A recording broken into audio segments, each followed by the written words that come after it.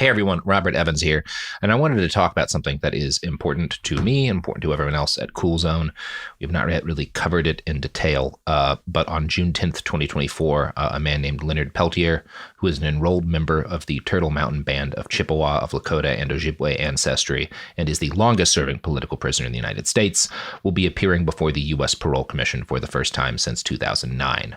The FBI is vigorously resisting any thought of him being paroled because he allegedly killed two FBI agents in a firefight on June 26, 1975. Said agents had shown up on reservation land to execute a pretextual warrant. The initial firefight occurred during what's called the Reign of Terror on Pine Ridge in the wake of the occupation of Wounded Knee. It was a time of extreme violence by the federal government, who had installed a puppet tribal chair and was arming vigilantes who targeted indigenous traditionalists.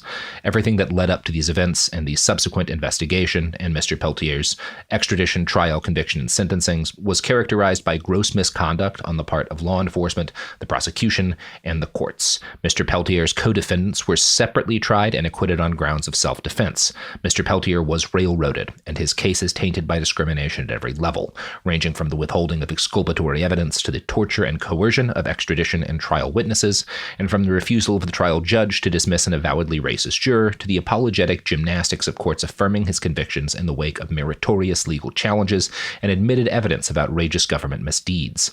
Mr. Peltier has been in prison for more than 48 years and is almost 80 years old. He suffers from chronic and potentially lethal conditions for which he receives insufficient and substandard medical care. If you want to take action to hashtag free Leonard Peltier, and I should tell you his name is spelled LeonardPeltier, you can call the U.S. Parole Commission at 202-346-7000 and sign the petition at ndnco.cc/free Leonard Peltier, at ndnco.cc/free Leonard Peltier, all one, thing.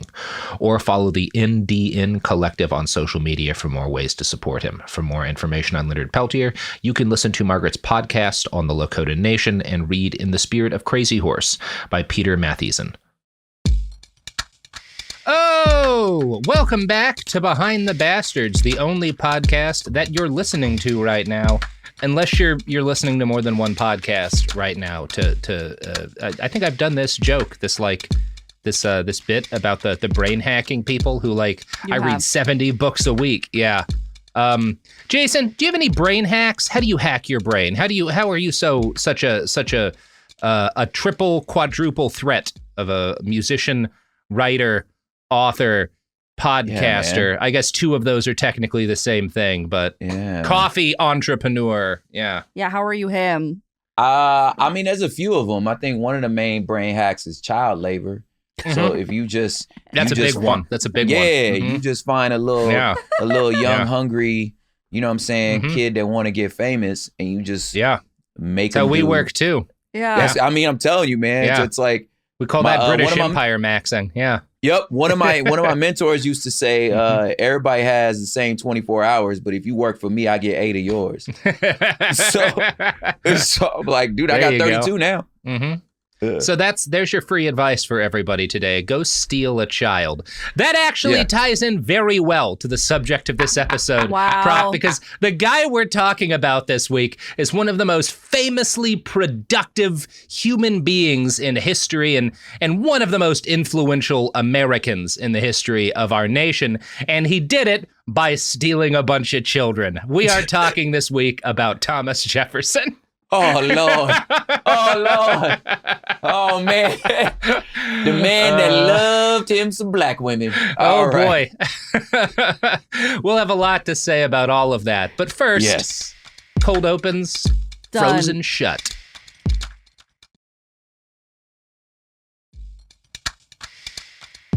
We're back. And Prop, I said at the introduction of this, the only way to get those extra 8 hours a day is by stealing them from someone younger, but there is one other way, and it's crudely made Kratom tea. True. I thought sip it. I mixed mine with matcha and coffee today. I was like, are we doing product placement in the first minute of this? I was like, is that coffee? This is just free. Mm-hmm. The concept of Kratom. Be cool if that coffee was owned by me. It was up until recently. I ordered like 4 or 5 crates of your cold brew, but I need to make another order because I finally made it through. That's been my like early afternoon coffee. Just like crack a can, go do some squats, or sit down and finally write for the day. Yeah, dude, it's good stuff. It's like I will still say it is magical that these are actually scripts, that you write them. I'm like, do you type 4,000 words a minute?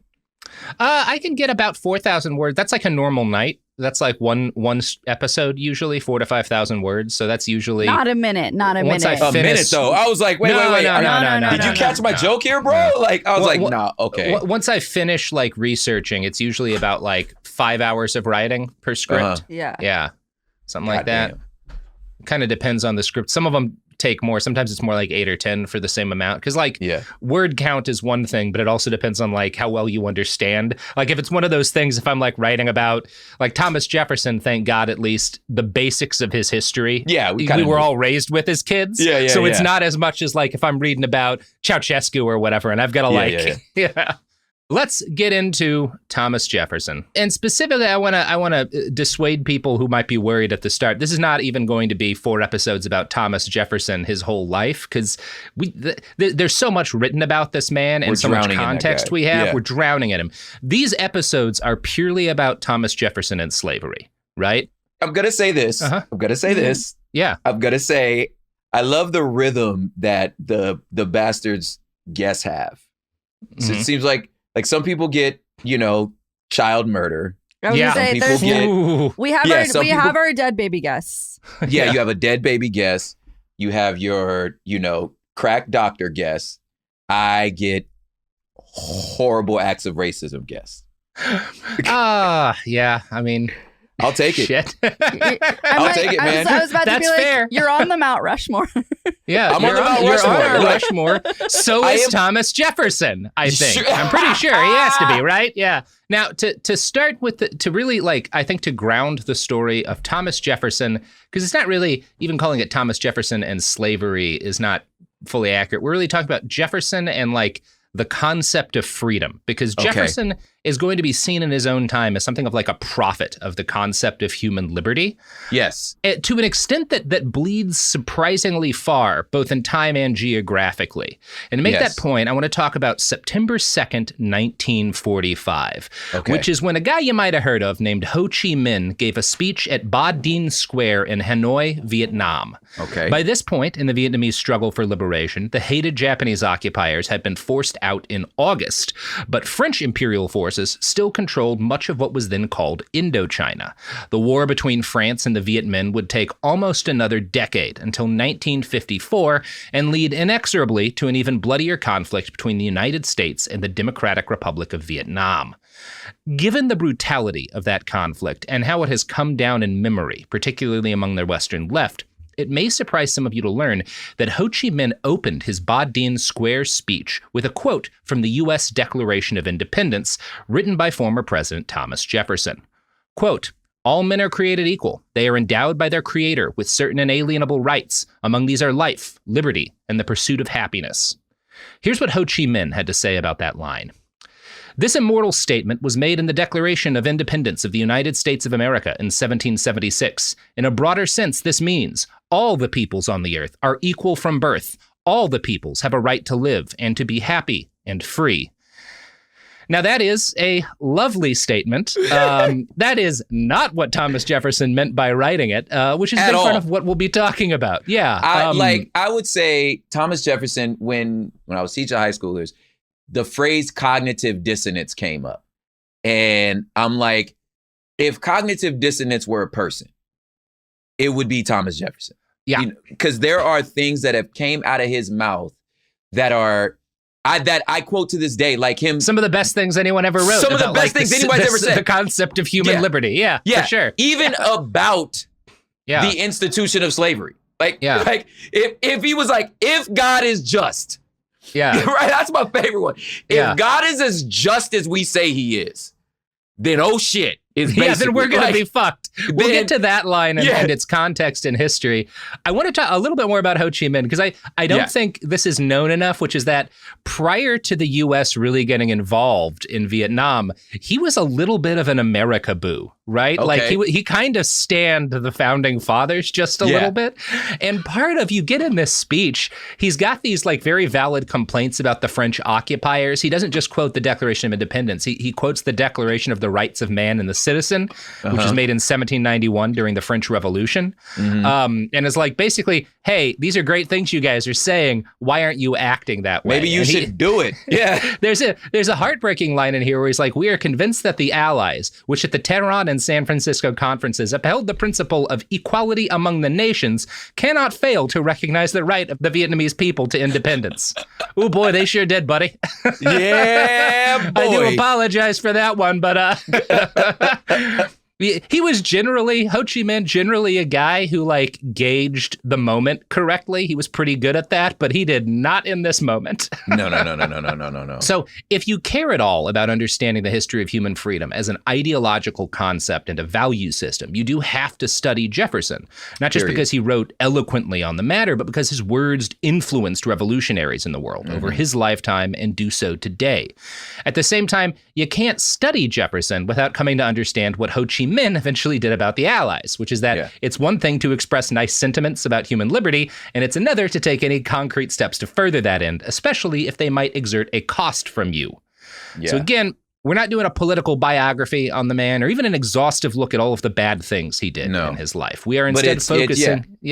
He's like, he just called cap and had right to, because it's like, bro, and that's to me, like, I'm glad we're doing this, to me, because that's to me what is so fascinating about history, and specifically American history, the history of racism, the history of all of it, is like, when you drill, obviously I am a recipient of all of this stuff, but like when you drill down into what's going on in the heart and the mind of a person that knows intellectually and even morally and spiritually what they're doing is wrong. Yeah. And continues to be a part of it, that, 300 years later, we could be like, I don't understand what the hell you're doing. Obviously this isn't on the same playing field, but like fast forward to me tomorrow hopping on this plane to fly across. You know what I'm saying? Like, that's knowing a great full point. well. Yeah. You know what I'm saying? That's particularly a good point, because one of the chief, if not the primary moral issue that we are dealing with right now is like the damage that we're doing to the planet's holding capacity for life. Yes. And its damage, especially all of us in the first world, contribute to, because like it allows for our lives to be very comfortable in comparison to most human lives. And that's what's happening with Jefferson, kind of at the end, not at the beginning. This is a guy we're gonna trace him. He goes through changes, but kind of ultimately a big part of why he betrays his principles on slavery is because he builds kind of a first world life for himself in the 1700s. And he's not willing to give up that comfort, right? There's more to it than that, but that is ultimately what we're building to, because people don't know enough about Monticello. So Thomas Jefferson, Tommy Jeffs, was born in what biographer Dumas Malone called a simple wooden house in today's Albemarle County, Virginia. In those days, Virginia was the property of King George II of Great Britain, ancestor to modern sausage-fingered potentate Charles. The calendar was different when Jefferson was a baby, but using modern measures, we'd call his birth date April 13th, 1743. So calling his family home simple, probably accurate enough, especially by like our modern, judgment, but it loses some context, which is that his father is quite wealthy for his time period and for his era.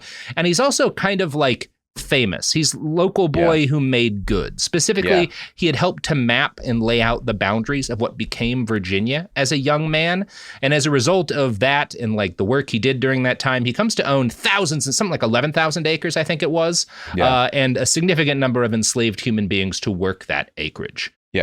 So his dad, it's important to note, does not inherit, like builds what he has, right? Primarily, at least. That is not going to be the case with Thomas. No. Thomas's family home was called Shadwell, but when he was a little boy, around age 3, his father moved the family from Shadwell to a nicer plantation that he had been hired to manage as the executor of his friend's estate. Yeah, you can't tell me you come from meager beginnings if your house has a name. If your house has a name, yeah. I'm like, nah, bro.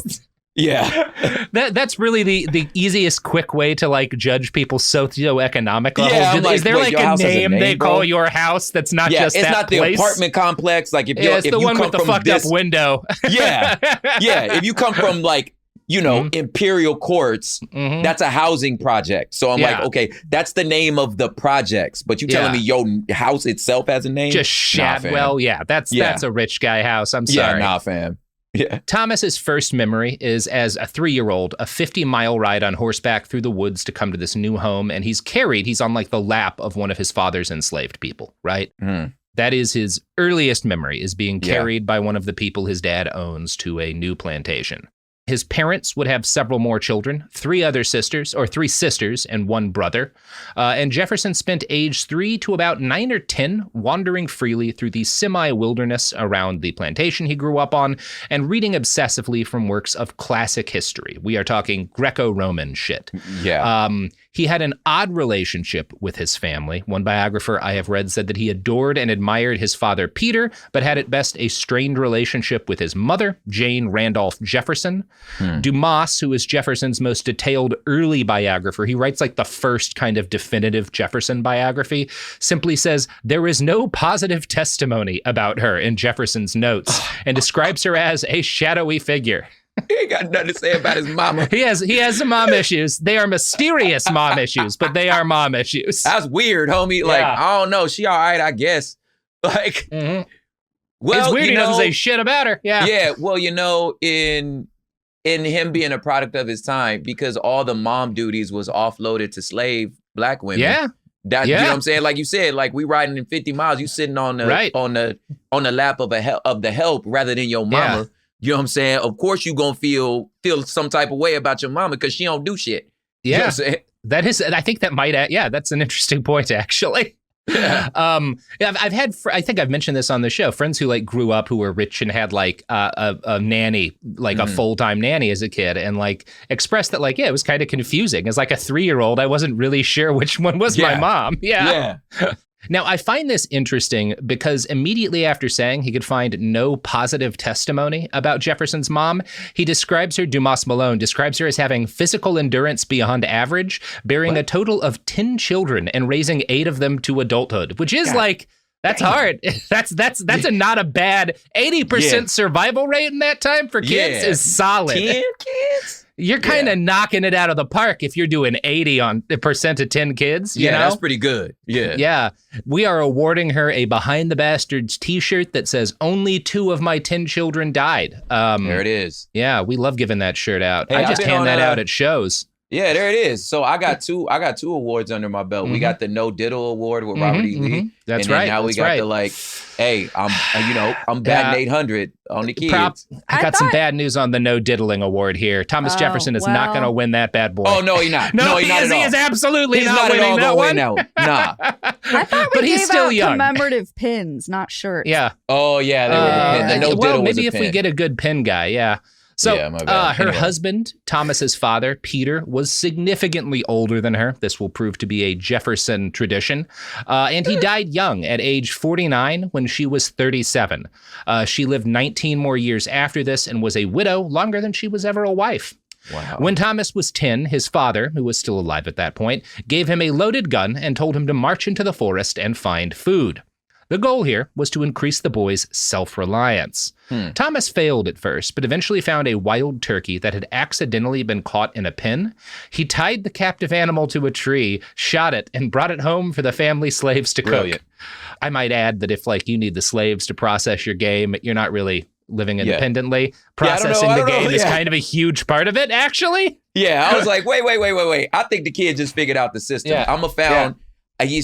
Which also plays well into who he becomes. It's like, oh, you just got to work the system. Here's a turkey that's already caught. So I'm just going to shoot it Yeah. And then have somebody else do the dirty work. Yeah. Take it home. And then claim all the credit for it. Tie it to a tree so I could shoot it. Just fam. throttle its neck at that point, man. Yeah. You have the turkey. I don't know. Weird kid. So Thomas's family, right about the time of this hunting adventure, probably a little bit afterwards, his family moves back to the Shadwell plantation, but they do not take Thomas with them. He is left behind to live with a teacher, Anglican minister William Douglas. Douglas was not, in Thomas's later reckoning, a very good teacher, but Thomas lived with him for 5 years alongside several other kids, I think 5 others. So this is like a pretty normal thing at the time, right? Like you have your childhood and then it's time to go to school and, you know, there's not like we all live out in the country on these, you know, manors and stuff. So we're just going to send you to live with the teacher for a while and he'll take care of you. It's too far. Like your school's far. It's like, yeah. Why don't you just stay there? Basically, during his adolescence, he's only ever home for like short periods of time and only occasionally. His best friend at school was another boy who also lived there named Dabney Carr, who became his best friend. The one story that Dumas Malone gives us about their friendship is that Danny had a fast horse, but Jefferson had a slow one, and everyone gave Jefferson shit for this. And so Thomas tricked Dabney into agreeing to have a race on February 30th, a day that does not exist. Dumas writes, not until the last day of the month did the others discover they had been taken in. So, you know, he's a little smarter than them, although I might add, they're not that bright. Yeah. That's like, not a hard one. How many days are there in February? Yeah. Yeah. That's like 2 days more. Like, bro, like. Yeah. Come on, guys. So Peter Jefferson died in 1757 when Thomas was around 14. Thomas later wrote of his father's sudden death, "When I recollect that at 14 years of age, the whole care and direction of myself was thrown entirely on myself, without a relation or friend qualified to advise or guide me, and recollect various sorts of bad company with which I associated from time to time, I am astonished I did not turn off with some of them and become as worthless to the society as they were." Now, that suggests a lonely boy and one who had a pretty low opinion of most of his friends and companions. Yeah. They're all worthless to society and they nearly dragged me down with them.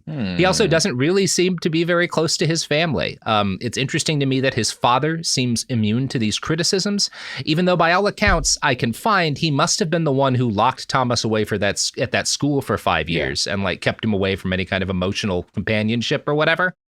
Now, it's worth noting that Thomas's own recollections during this period ignore the fact that he did in fact have someone to advise and help him. This friend was an enslaved boy, Jupiter, who was, in the style of the time, raised alongside Thomas to be his companion and servant. This was not an uncommon state of affairs for the landed gentry in the colonies. In the book Master of the Mountain, Henry Weinsick writes, "He had grown up with Jupiter, born at Shadwell the same year as he. If they followed the custom of the time, the two of them were playmates and companions in fishing and hunting, though Jefferson left no recollection of this." Yeah, he was a house. He was what we would call a house in where, okay, got it. Yeah. And maybe, you know, I do think you have to like, theoretically, I can see how, because as a kid, Jefferson's not to blame for the system either, how as little kids, this could be something where like you legitimately see them as a friend, but Thomas doesn't seem to have, right? Yeah. Because he doesn't write about this guy. Like he ignores him. And like when I read that like you were supposed to hunt together and play together, like I'm like, well, was he the one who found that turkey? You know? Like, it's like totally. Yeah, he was a living robot. Like, okay, you're a G.I. Joe man that's alive. You're a living teddy bear. So it's like, I don't, you know, how many toys do you write about? How many toys did you just kind of leave? You forgot when you moved. Yeah. You know what I'm saying? Like if he's just that, it's like, oh, hey, look, I got you a black dude. You know what I mean? It's like, oh, great, thanks, Christmas, you know, and then by Christmas dinner, you forgot about your new toy, you know? Right. Yeah. And there's definitely white people from this time who write about the relationships they had with these house slaves that you're like raised with as your friend, and write about it being complicated and it leading them to question the system that they live under. Thomas does not do that. At least we have no evidence that he does that at all. Yeah. So Jefferson grows into a robust young man, and he's very tall by his late teens. He's always noted as having been extremely healthy, although Dumas cites many contemporaries who also described him as thin-skinned and extremely shy. While his father sat on the House of Burgesses, which is like a Virginia congressional sort of thing prior to, the outbreak of the Revolutionary War. Yeah. He's a prominent, his dad had been a prominent local politician and leader. Thomas was noted from kind of his late adolescence as being antisocial, or at the very least, not what you'd call an extrovert. Dumas, interestingly, describes him as being indifferent to clothes as a young man and basically a little bit of a feral youth prior to finishing school and starting college at Williamsburg. Okay. Dumas credits him finally getting interested in fashion to the fact that he had started to notice the girls. There it is. Many such cases. Yeah, that'll do it. Time to not be naked outside, I guess. Yeah. Ladies don't like that so much. Turns out I smell like this wild turkey I caught. I better do something about this. I gotta take care of that. Yeah. So in 1760, freshly coiffed, he leaves for college. And while he writes little about this period, Winesek notes that Jupiter accompanied him on his next adventure. Quote, when Jefferson attended the College of William and Mary in Williamsburg, Jupiter went with him as his personal servant. Decades later, when Jefferson drew up regulations for the University of Virginia, he forbade students to have their slaves with them, which he thought ruined the character of young white men. Now, we simply lack, I don't know if anything happened at his own college experience that made him do this, or if he's just being like, these new kids are lazy. Not like me. It was great for me, but not them. Yeah. I don't know. You brought up something that I feel like might be lacking in my knowledge of African-American history. Where's the writings of a Jupiter character, a person who had to play this role. I can't think of any book I've read. I was like, man, I actually never thought about that. Because I'm imagining this situation from his perspective, obviously. So I'm like, that's where I could put myself in that person's shoes. And I'm like, I don't know of any writings from that perspective, You get very few of them. We are going to read some quotes. There's a decent amount, particularly of later in his life, of and these were interviews that were conducted after he died often, but of people that he had owned and in some cases later freed who talked about him, right? Who did talk about that time. We do have some of those accounts, but it's very rare. And you just don't get, and I don't know if it's obviously in a lot of cases, slaves were just outright forbidden from learning to read or write, or even if they did, they had to be very careful about who knew. Jefferson was less strict about, certainly not like a hardliner on that particular issue, but we still don't have, we have basically nothing on Jefferson, or on Jupiter, very little. And it's made me kind of think, because obviously part of why you want to do that is because it makes it harder for them to find their freedom. It makes it harder for them to forge papers and stuff. It makes it harder for them to live if they escape from you. I wonder if some of it makes it harder or impossible for them to give a different account of what their lives were like. That's exactly what you make. That's one of the biggest things. It's just don't nobody want to really tell you because like we did with the lost cause stuff, you're trying to convince the world. They're like, no, they like it, don't you? You know? And of course, you can't trust nobody's statements under duress. You know what I'm saying? Yeah. The only this is why the writings of a Frederick Douglass, are so important to the American story. You know what I'm saying? Because he was like, look, I've been slaved and I've been free, and I ain't worried about nothing of what y'all saying. You know what I'm saying? So I think, So when you you said, it's so when. The gentry gets to say, no, the experience is like this. It's like whistling Dixie.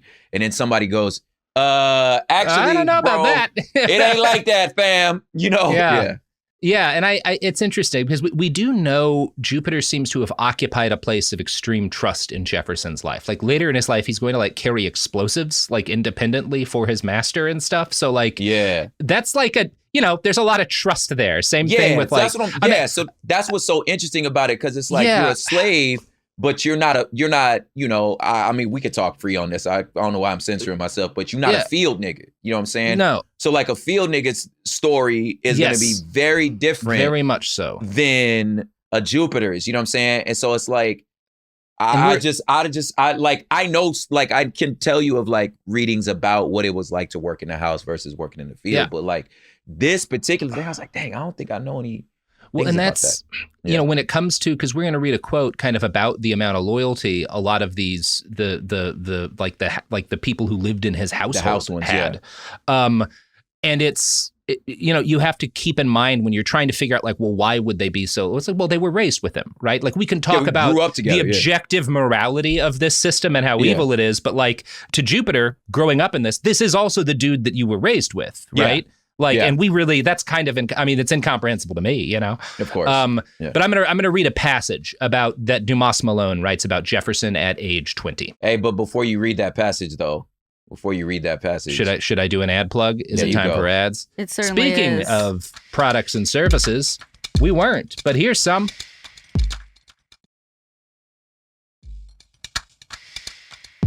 We're back. So, oh my God. Dumas Malone writes this about our boy TJ at age 20. Okay. On his way to the county courts and to Williamsburg, he generally went on horseback or in a one-horse chair. His servant Jupiter, who was just his age, as a rule went with him or followed close behind, possibly carrying his luggage in a cart. The name of this trusted companion of the road, who had been going with him since his days as a law student, recurs in his account books with regularity. Jefferson was always giving money to Jupiter, to pay a saddler in Staunton, to pay for ferriages to Williamsburg, and for bread and candles there. He even borrowed small coin from Jupiter at times when he himself ran out.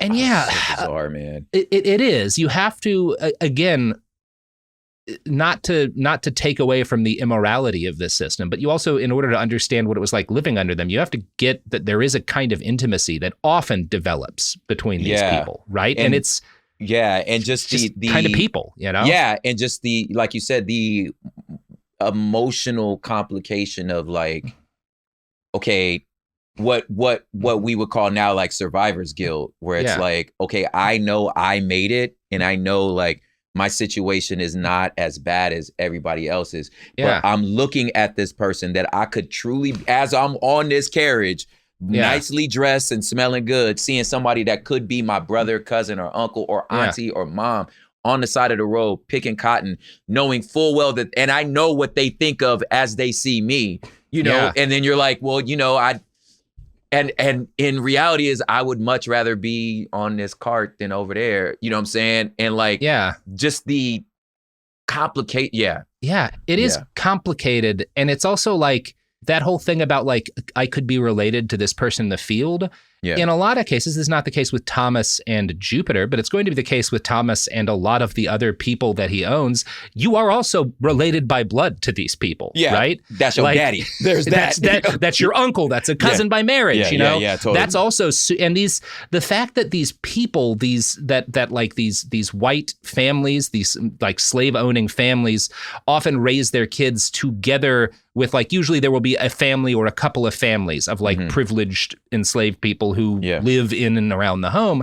That is, it creates these bonds that I think pervert, but often exist in the image of the concept of family bonds, right? I think this is a perversion of family bonds, but it does mimic that, right? And in Master of the Mountain, Winesek goes into more detail on this phenomenon. I'm going to read this quote and then we can talk about it. After the Civil War, a visiting Northerner, astonished at the stories she had heard, asked a former slave how he could risk his life for the family that enslaved him. The answer was that the slaves had not lost a sense of common humanity. Often we left our own wives and children during the war in order to take care of the wives and children of our absent masters. And why did we do this? Because they were helpless and afraid, while our families were better able to take care of themselves and had no fear. When they saw their oppressors stricken with fear, they did not rise up in vengeance, but offered help. Yeah. And that's, emotionally messy. Yeah, it's both a malady and a testament, to, like you said, that like, well, we didn't lose humanity. I know we were being treated like we weren't humans, but we know we knew we're humans, and like you said, like, I still see this little boy who's the child of, or this little girl who's the child of my master, but I'm like, that's still a child, know? And I know we're both human, like maybe you don't, I do. And I'm not going to let you take that from me. I think that there was a lot of stuff that I was even raised with where it's like, you can't let your oppressors strip you from your humanity. Like, don't let them take that also. And I think that's something there. But the thought actually crossed my mind as you was talking about this weird family bond that like, okay, it's absolutely obvious to everyone in this house, including the master's wife, that little girl, that little light-skinned little girl who works in my house looks just like my husband. So, like, I know that's your child. You know what I'm saying? Yeah. And I just wonder if that played a role between the relationship of white women and black women, where there's a level of resentment. That's another thing I never thought about. Well, that's a thing. Part of the difficulty of getting, I'm sure that happens.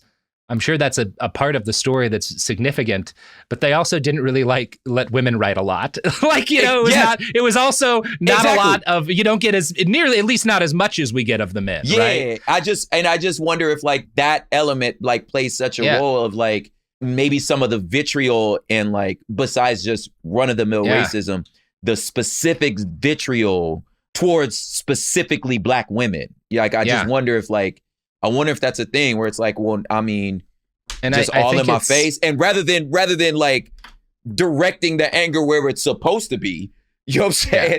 Where it's well, she's property. She didn't have no say in this. Yeah. Your husband raped her. I don't understand what you don't understand about that. But and also, as we'll talk about later, often forced her to be a nursemaid to your kids, right? Which I'm sure also, especially when you're talking about a woman like Martha Jefferson is going to be his future wife, who is sickly, right? Yes. And so that's another complication to it. But I think we have established these are very complex relationships that we are going to be looking into and breaking down. That doesn't impact the evil that we attach to them, but it is worth understanding if you want to get a context for what life was like. Yeah. Now, when it comes to where Jefferson lands in the intellectual history of slavery, I think it's important that during this time, he is a voracious reader, and he's kind of, the term weeb we use for I think it came out of initially white Americans who are obsessed with Japan, right? Yeah. He's kind of that. He's kind of a weeb for the Roman Republic, right? He is a huge fan. He's in love with his idea, this distorted idea of the history and culture of that place and time.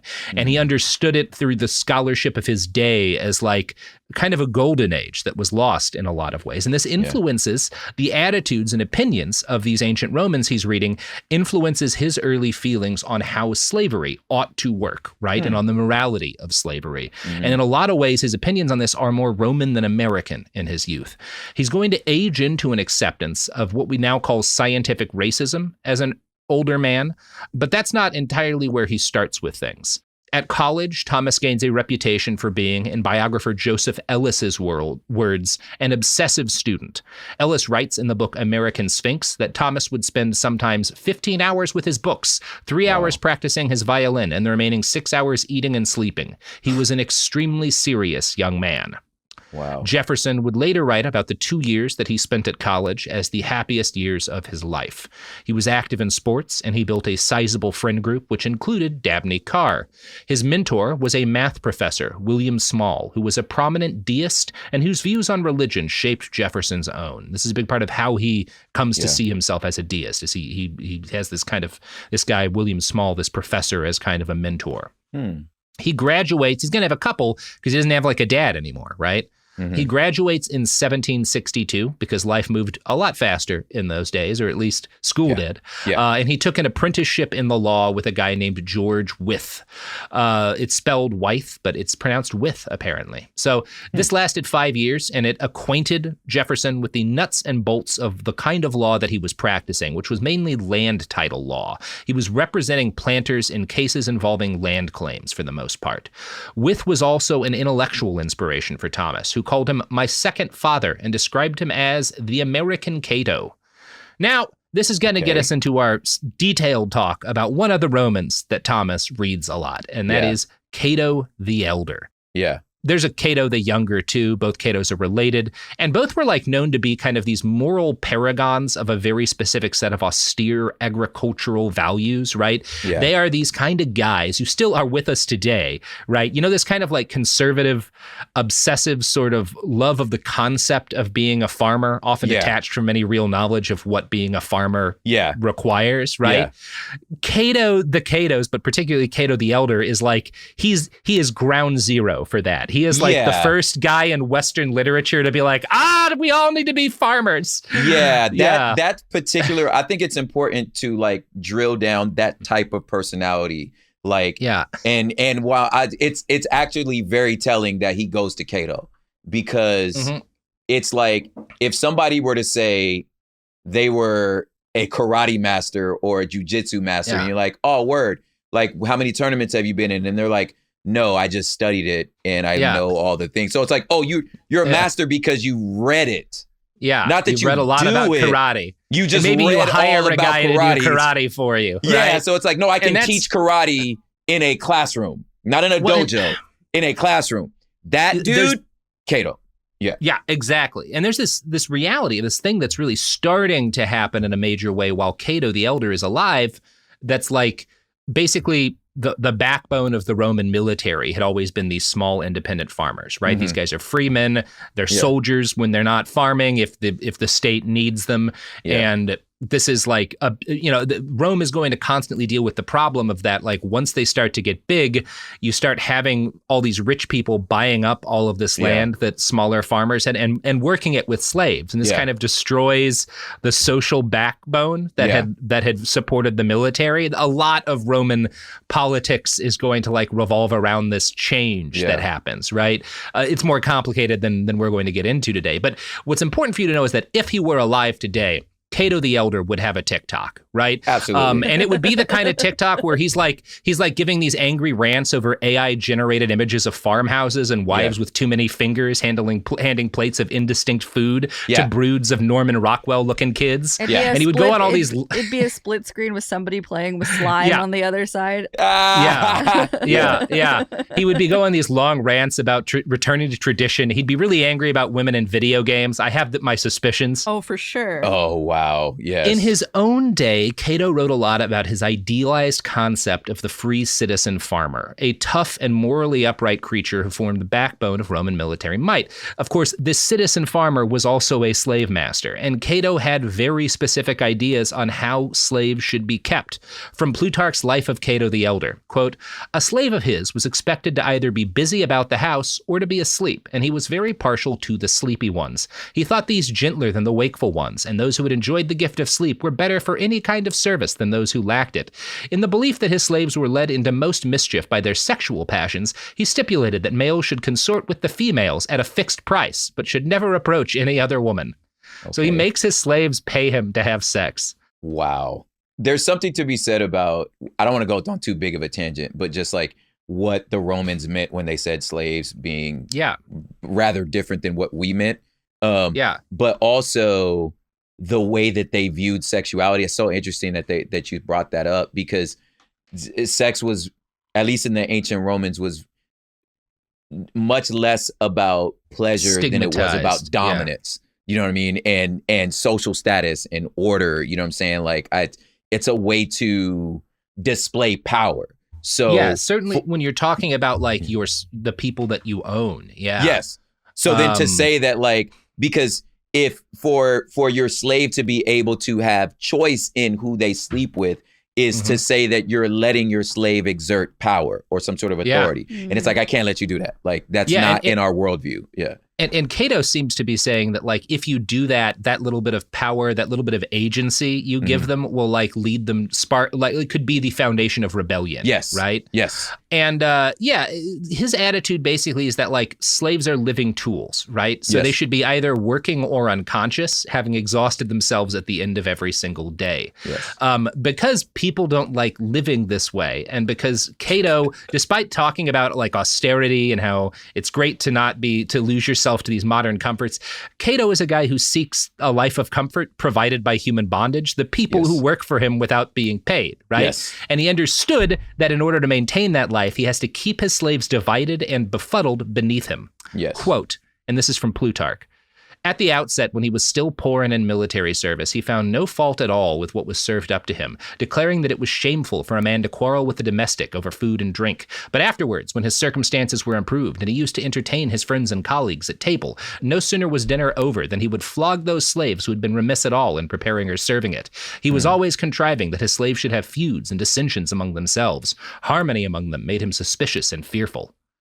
So he's like beating his slaves after dinner, not even if they didn't do anything, just so that like they'll get angry at someone else, right? At one of the other people, you know? Yeah. This is one of the guys that Thomas Jefferson is reading obsessively, you know? The fact that he compares his mentor to the American Cato is meaningful. It means a lot, yes. Yeah.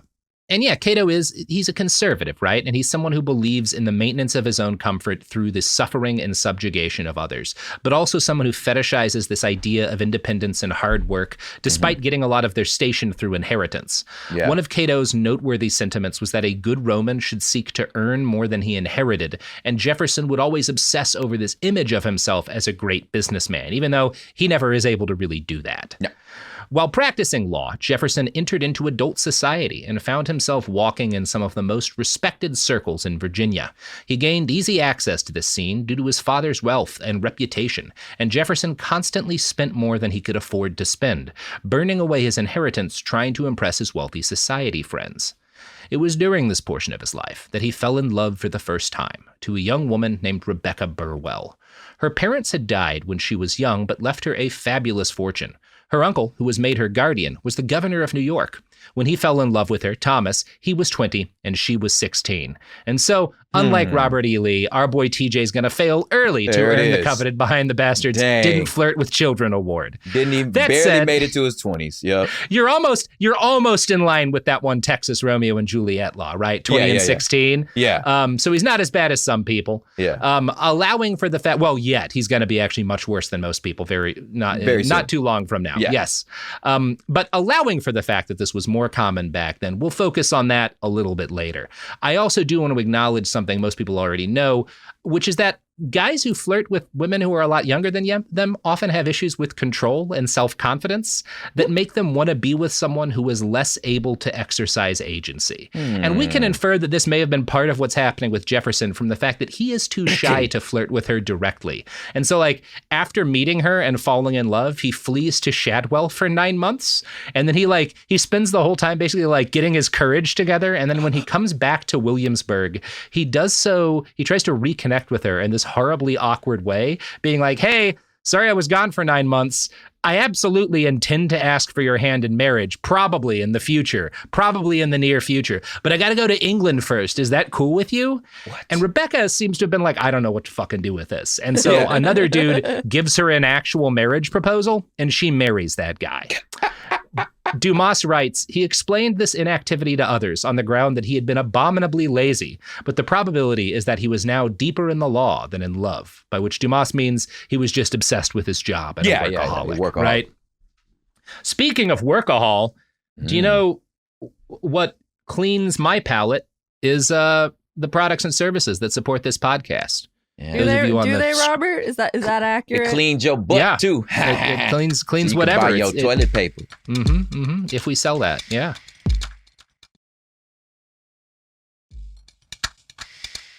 And we're back. So, the most noteworthy consequence of these early years in law and high society was that it started bringing Jefferson into contact with some of the men who would become influential voices of the Revolution. This was 1765, and he was training to be a lawyer still when he first listened to Patrick Henry extemp against British tax policy, in this case, the Stamp Act.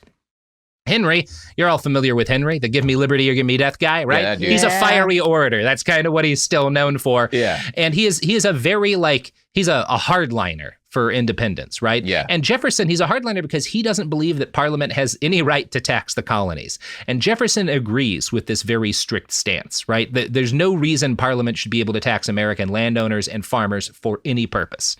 In American Sphinx, Ellis describes Jefferson as turning into kind of a fundamentalist on this point. From his earliest days in the House, he opposed all forms of parliamentary taxation and supported non-importation resolutions against British trade regulations. Now, while Jefferson felt strongly about this, his participation in the debates of the day was mostly limited to watching and listening. He was still very shy and not confident in his voice or perhaps his mind. Ellis continues, He seemed to most of his political contemporaries a hovering and ever silent presence, like one of those foreigners at a dinner party who nod privately as they move from group to group, but never reveal whether or not they can speak the language. He had a deep-seated aversion to the inherent contentions and routinized hurly-burly of a political career, and was forever telling his friends that life on the public stage was not for him. Just as his political career was getting started, he seemed poised for retirement. Wow.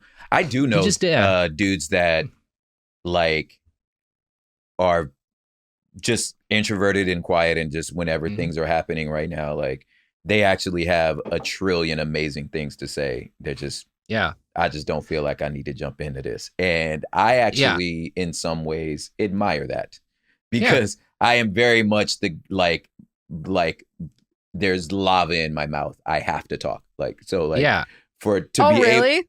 Yeah. Loquacious, we'd say.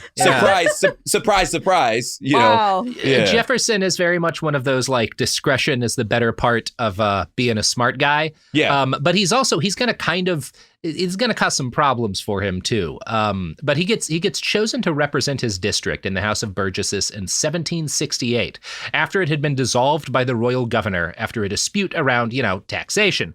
We're not going to labor on this much because I think this kind of stuff gets covered in school a lot, and it's not super relevant to the bastardry in Jefferson's life.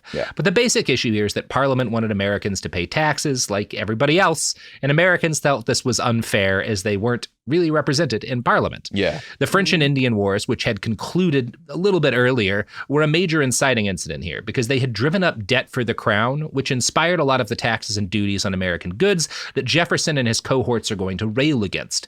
And it was during his time in the House of Burgesses that Jefferson first comes into contact with George Washington, who led an effort to have Virginia join the Association for the Non-Importation of British Manufacturers. This was an effort of intra-colonial solidarity to protest British taxes on goods and support domestic manufacturing. Jefferson hated the idea that the Americas would have to import basic necessities from elsewhere in the empire instead of having their own manufacturing base for those products, which is going to be strangled by the taxes and duties that Parliament was pushing through.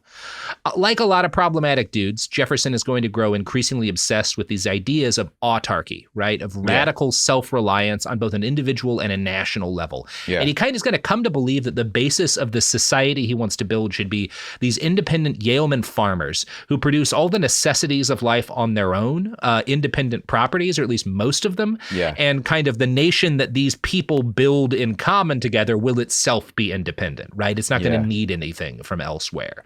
Now, this kind of life, the reality of it, like as with Cato's fantasies, it's only really possible with large numbers of enslaved it requires workers. slaves. To that point, from what I understand, like, his picture of America was not big city. And that actually became quite a point of contention because of like just his imagination of what this world could be is not modern. It's not. So that played such a role in his view of slavery and the view of this. And like, so like that in turn, if you took another like founder that was like, nah, dude, we could be modern. Like, we could be the future, and there were a lot of those guys. Jefferson, his vision of kind of his ideal society, for as much as he talks about democracy and is interested in progress as he is, and he's going to label himself an ally with the progressives of his time.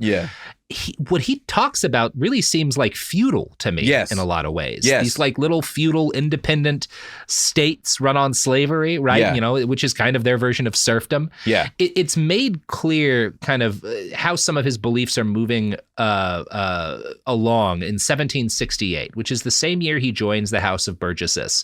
And that's the year he decides to build a house for himself on top of a mountain, Monticello, on a parcel of land inherited from his father. Building Monticello is going to be the work of a lifetime, and in some ways the most insidiously evil direct action of Jefferson's life. But at this stage, his plans were unsettled. In 1772, he married Martha Wales Skelton, who had been widowed young and thus had a huge amount of wealth and property to offer him. The family's slaves who were later interviewed about this marriage describe it as a love match, though, not something done for property, which is interesting and probably suggests that that's what it was, right? Yeah. They wrote about this as different from a lot of the other, arranged marriages that they saw among, the white people who were kind of at the top of their society. We don't really know much about the relationship because Jefferson later destroys most of his correspondence with Martha. Great. Yeah, I don't know what's going on there. It may have just been a thing he did out of grief because she's not going to live a long life. And neither is her father, John. He is less of a mystery, though, because he was a slave trader. Henry Weinsick writes, quote, "When Jefferson courted the beautiful Martha Wales, he spent evenings by the fire with her father, old John, who undoubtedly talked business with the young suitor, discoursing on slaves and the peaks and valleys in the market for them.